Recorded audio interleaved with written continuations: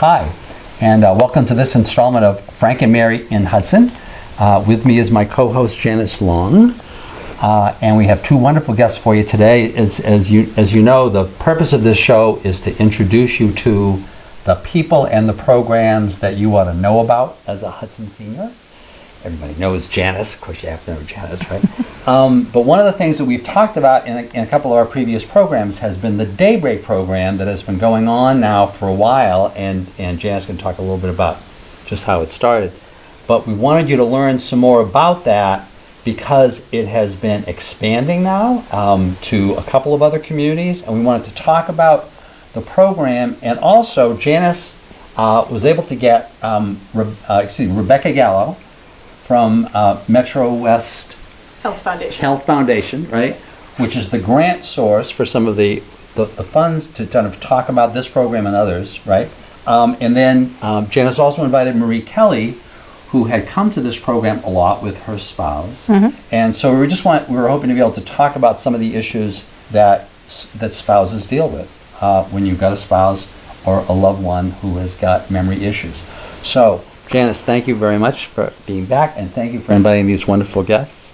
So, do you want to talk a little bit about what this experience has been? Right? Well, we started the Daybreak program in 2012, but right now it has expanded to the Marlboro Senior Center and Northborough Senior Center, and what it is a social day program for older adults that now offers up to 9 hours of respite for the caregiver, somebody who is dealing with a loved one who may have Alzheimer's or dementia, Parkinson's, or some other illness. Yeah. And so the program offers the caregiver the opportunity to re-engage socially or to get involved in an educational program or a self-help program that might contribute to a healthier self. Because caregiving is very tiresome and it's very challenging at times. Yeah, I know we've talked about hearing John Zeisel and others talk about the fact that the thing about all these diseases that involve memory loss is they're like family diseases. It's like everybody is kind of getting hit at the same time. And it's often 24/7, and they very rarely have the opportunity, unless you have money that you can afford to go to a social day program, a private social day program. A lot of people, just stay at home and they deal with the caregiving at home on a day-to-day basis, and they don't get out very often. The program also offers the opportunity for the loved one to re-engage socially and to connect with other people in the program. So let's talk to Marie a little bit. Right. So, you've been dying for this, right? As you know, I always joke with Janice because she's such a wonderful, wonderful. She's like, I don't know on TV, I'm not sure. So Marie, can you just kind of talk about that? Talk about just what it was, what it's been like, having a loved one who had memory loss issues, and maybe you can just kind of talk about. Just give us some background on how you came to learn about that, how that all happened, and how the Daybreak program connected into all of that, right? And then maybe we can kind of talk about some issues that are even related to what other things you might, in hindsight, if some other things have been available in the community, what would have been, what would make the community, the community that would be really helpful, both to a person with memory loss and to the folks who are caring for them. How about that? Sounds good. Yeah, my sister is a nurse, and she heard that Hudson was beginning the Daybreak program. So I interviewed with Lisa Gardner, the facilitator, who is absolutely wonderful. I think we had Lisa on the show. Yeah. She's wonderful. And what I was looking for was some sort of social interaction for my husband beyond myself. And he actually fell in love with the program. He participated for 2.5 years, weekly, and made a lot of friends. I think it was the consistency in the activities. What do you mean? Well, they start with lunch, and they go on from there with conversations, background conversations, but also local news national news. It's quite something to watch. I had the opportunity to go after my husband was done and to see it. But they have games, they compete, and they come together and bond as a group. Probably individuals that would never have met in life. They come with some sort of disability. They're still functioning in the community. Yeah. But they cheer each other on and they root for each other. And when they don't want to participate in a game, they won't stop cheering them. That's great. It is wonderful. That's Yeah. great. See, because you've got people who are really experiencing a lot of those things Yes. kind of on their own. Now, can you just, if just for my sake, because I know you and Janice have been known each other for a long Together time. for a while, yeah. long time now. Can you just kind of talk about the kind of the antecedents to that? So when you were, when your husband was first going through memory loss issues, kind of what were the challenges? What were the good parts? What were the bad parts? I know you had mentioned earlier you're living in Westboro now with your son. Yes. Were you living with him at that time when all of this was happening? We moved in with my son, and I have to say he was very helpful in terms of working with my husband. Yeah. My husband has been ill for some time, and I really felt that there had to be something that he could do beyond being at home. And that's why I was searching. But there wasn't an awful lot available to him until I found the Daybreak program. And did the memory loss issues did those symptoms come over a long period of time, or was it really pretty sudden? Well, I don't know how much you know about it, but oftentimes people mask their disability, so I really don't know the answer to that. I'm sure that it was a while, but I wasn't totally aware of it. Right, because who wants to be? That's right. Who wants to be really kind of talking Well, people about this stuff? substitute words, and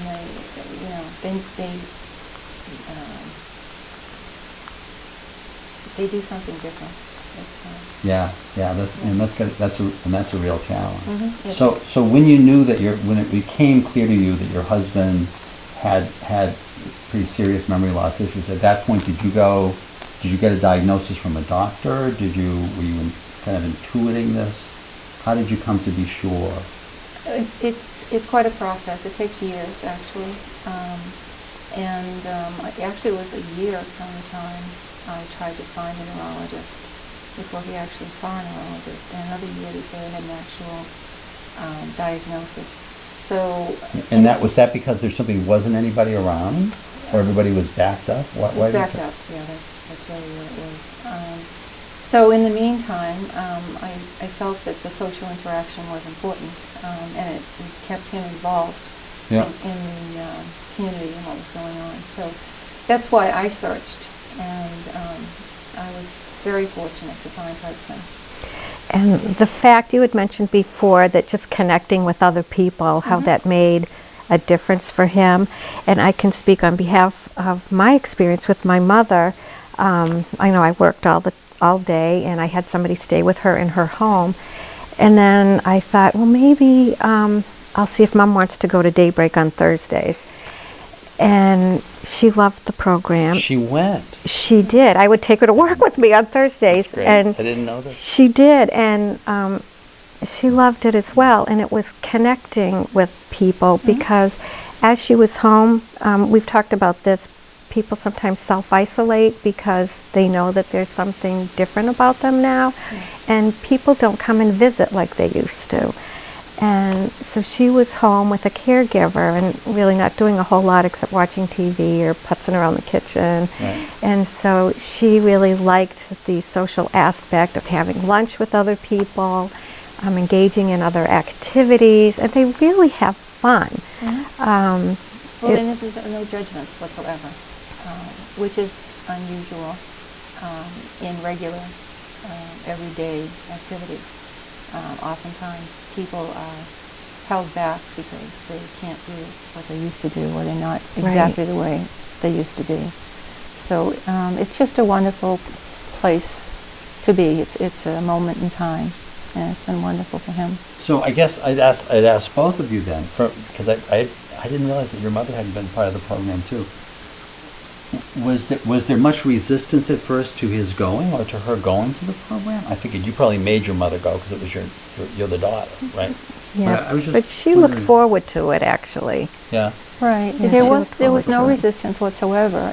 It was something he thought of as being fun. Yeah. It became his program, Yeah. and he would talk about it the day before and wonder what they were going to do. Oh, really? And then on the way home, he would talk about what they had done. So it was more than just 3 hours. And the thing that was wonderful for me was it gave me the opportunity to see that I needed some time. I really didn't have a clue. I was telling Janice that the first day, Lisa, the facilitator, said, just get yourself a book and sit in the car and read it. And I left the building and I honestly didn't know what to do. Free time. That's great. Yeah. What's yeah. that? Free time. It didn't Yeah, exist. yeah. It didn't But he exist. loved it. He absolutely loved it. Now, did you stay for some of the programs themselves?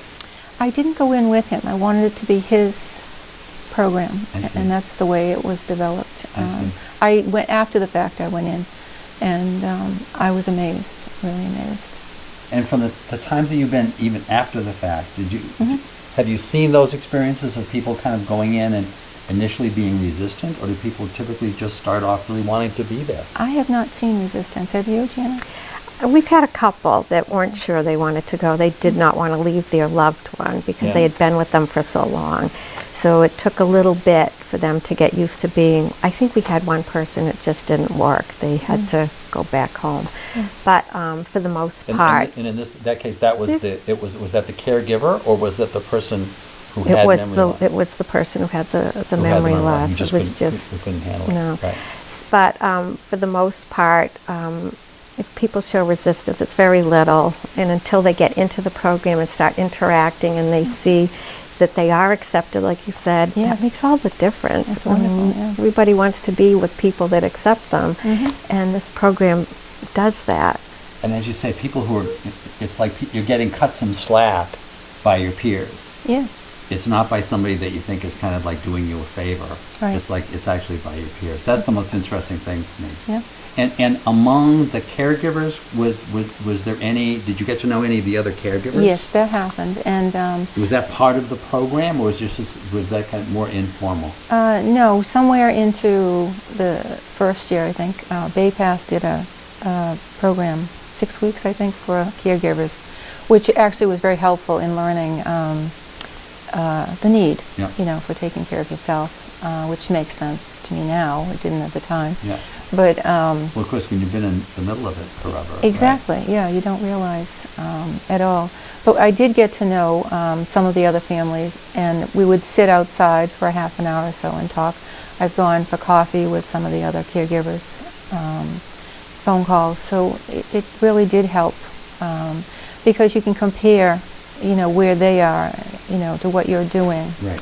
It's almost Yeah. like an impromptu support Yes, group, it is, if yeah, you will. Yeah, it's wonderful. Because it seems like so much of the issues relating to memory loss and diseases that cause memory loss is, as I always try to describe it, this isn't rocket science. It isn't like we're trying to develop the cure here.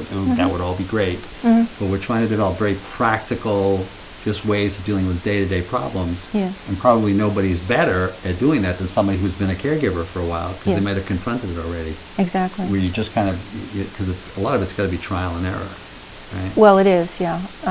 But there's always someone that's gone through what you're dealing with, Right. and it's helpful. Yeah. So can we want to talk a little bit about, so why did Metro West get involved in this?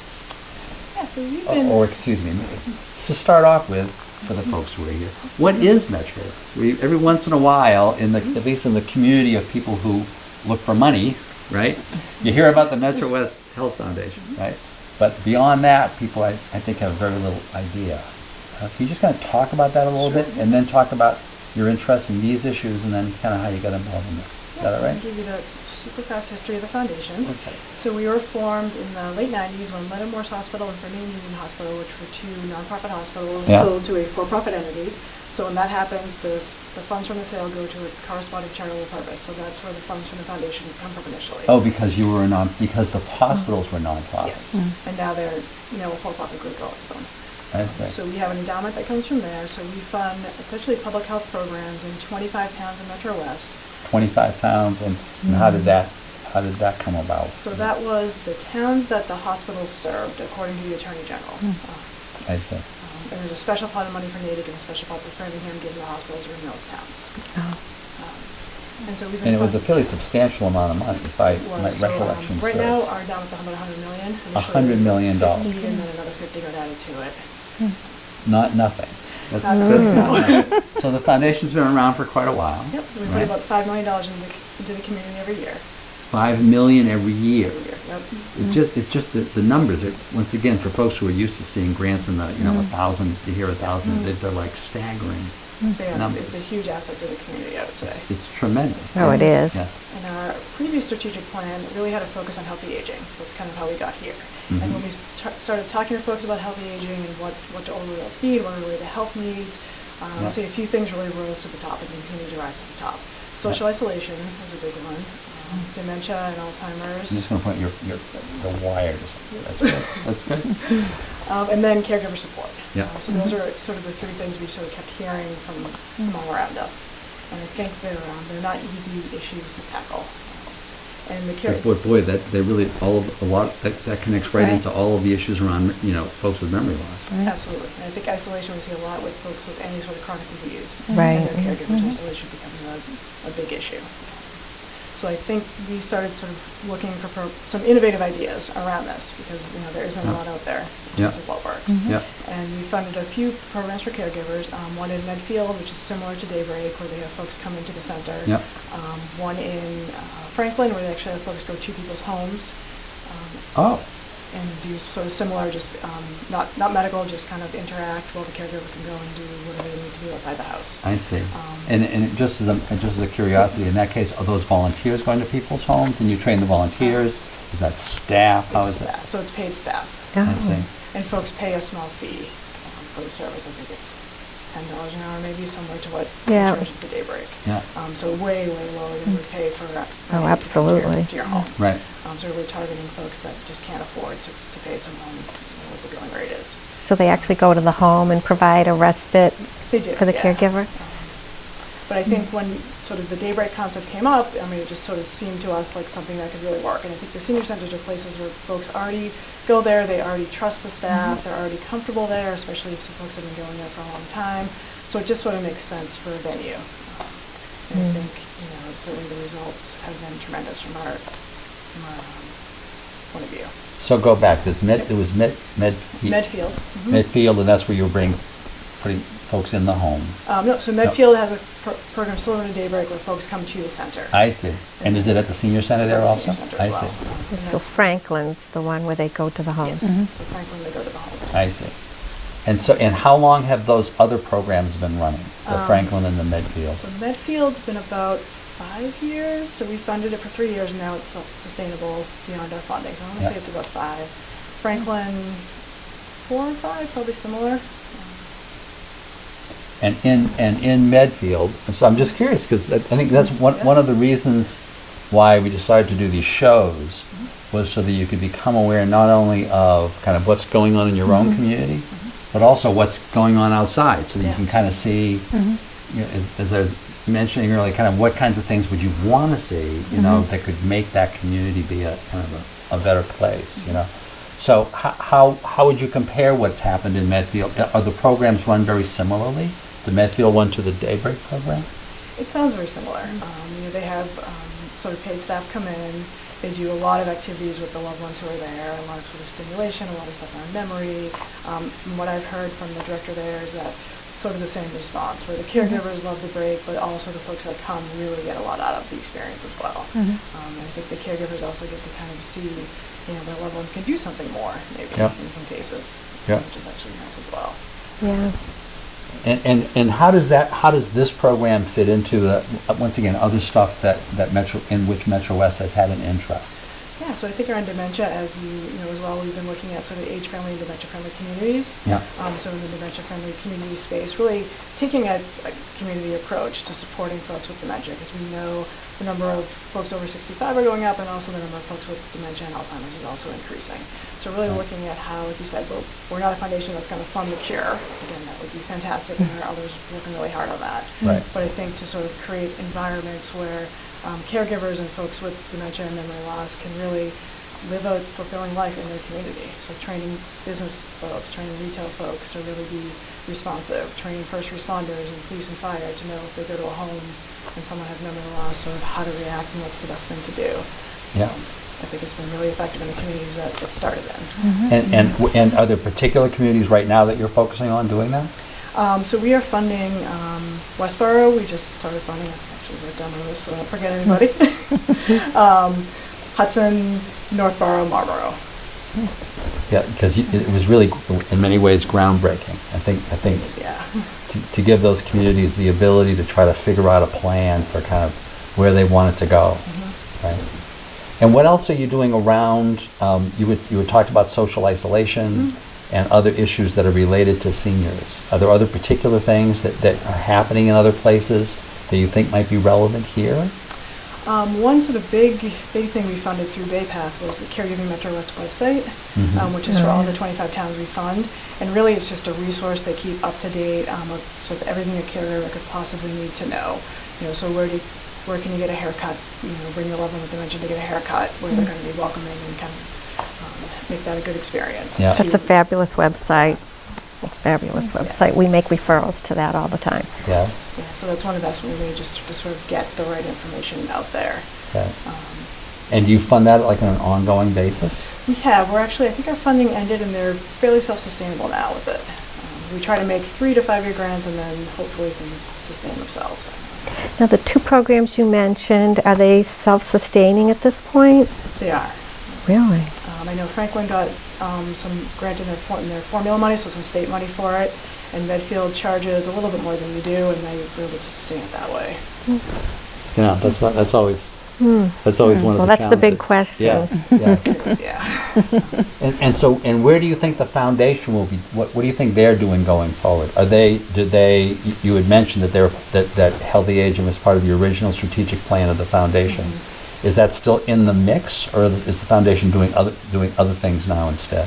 So we have actually, as of last month or so, we have a new strategic plan, which actually shifts our focus a little bit, not so much away from healthy aging, but really looking at us to get more engaged in the community. We've done made a lot sort of said, we want to fund programs that focus on isolation or around caregiving and ask for proposals for that.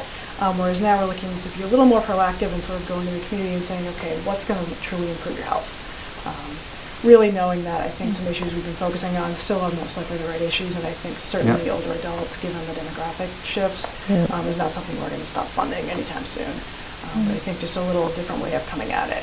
And I also think the age-friendly, dementia-friendly concepts are ones we're really looking at closely. I know the Tufts Health Fund Foundation is also doing a lot of work around that. It's just an interesting way to kind of bring a lot of this stuff together in a kind of holistic way.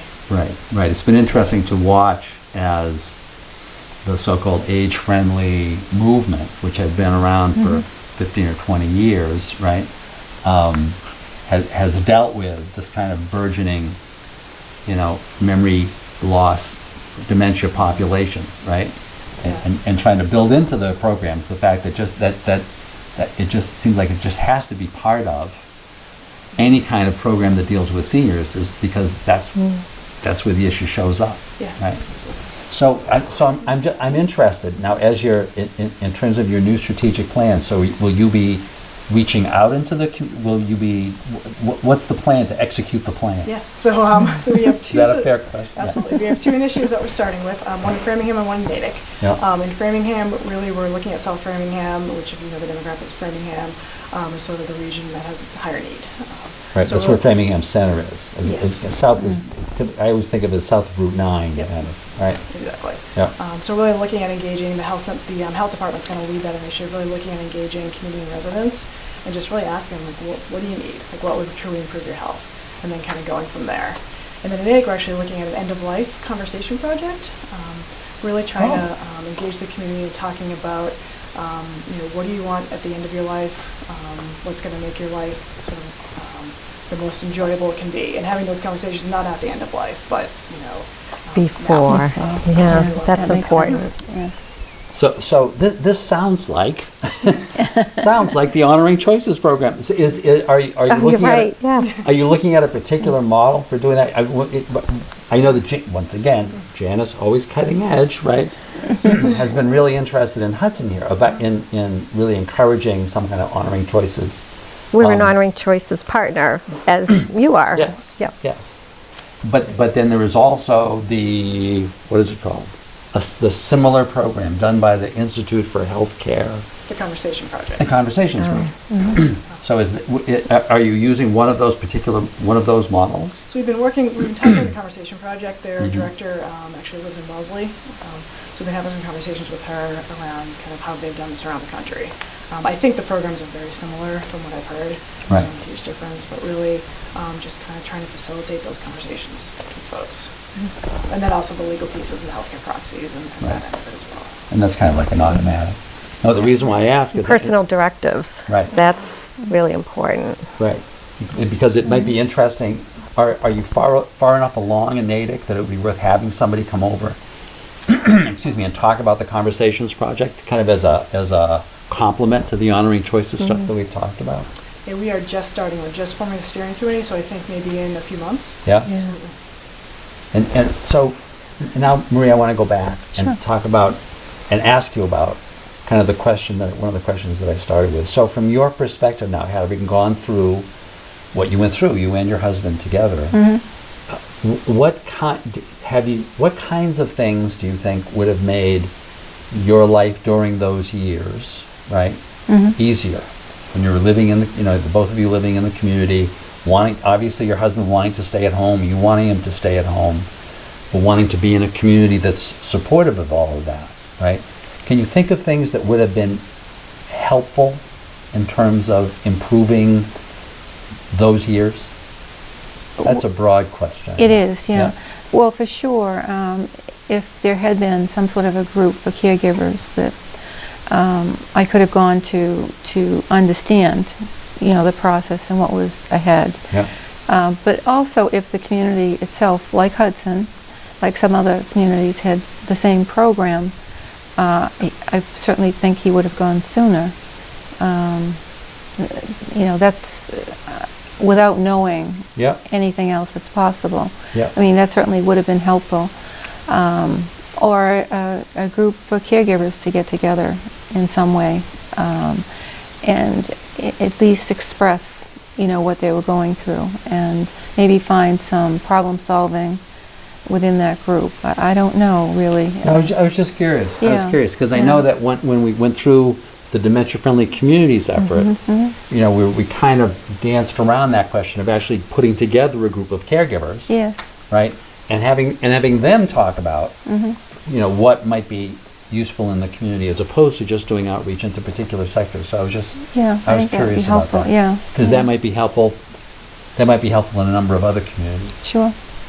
And is there any kind of ongoing caregiver support group in Hudson? Is there anything formalized?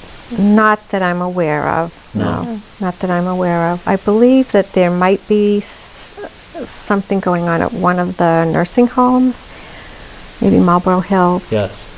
Yeah. So we might even want to talk to those folks and see if we want to have somebody on just to talk about caregiver support and how it relates to all this stuff. Right. So I just really thank you, of course, for doing this. Right? This is a lot of fun. I really want to thank you, Marie, for being willing to come on and kind of talk about your own experience. I know that one of the greatest challenges, I think, in dealing with all folks, in dealing with memory loss issues, is the tendency of folks to really not want to talk about it because it's so private. Right? We get that. But as a result, a lot of this conversation doesn't occur, and a lot of average folks who aren't going through it don't understand. Just don't understand. And the more they understand, the easier, I think, all of this gets. And Rebecca, I really want to thank you for coming on and talking about what Metro West Health has done and for supporting this program as well as the Dementia Friendly Communities program. I think that, ideas, I always one of my mantras is that money follows good ideas. But the point is, if there's no money, the ideas just don't have any place to go. And to be able to just, I think the investments have really provided the impetus to do some really substantial things in these communities. I think the folks in the community, I live in Marlboro, right? So I think we're all pretty indebted to that. So thank you very much for coming on. Thank you all for watching, and we'll look forward to seeing you on the next installment of Frank and Mary in Hudson. Thank you. Thank you. Thank you.